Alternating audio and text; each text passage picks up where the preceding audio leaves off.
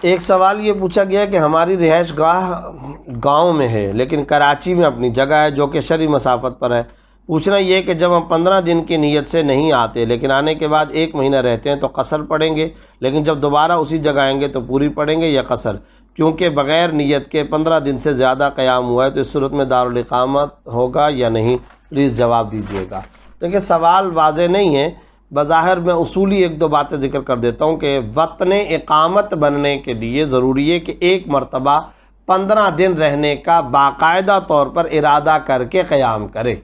यानी किसी जगह को रिहायशी जगह बनाने के लिए वतन इक़ामत जिसको कहते हैं, उसके लिए ज़रूरी है कि एक मरतबा 15 दिन या 15 दिन से ज़्यादा रहने का बाकायदा इरादा करके क़याम करे।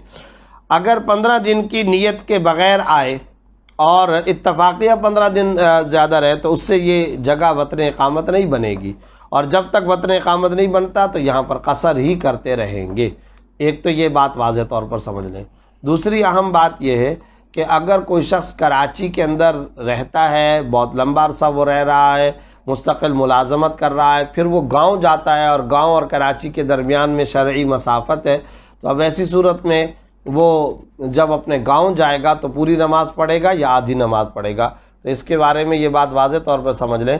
अगर गांव जाकर मुस्तकिल तौर पर कभी ज़िंदगी में रहने का इरादा हो तब तो जब भी गांव जाएगा वो वतन असली है और जाकर के पूरी नमाज पढ़ेगा, चाहे 2 दिन के लिए जाए, 4 दिन के लिए जाए, 15 दिन या उससे ज़्यादा के लिए जाए।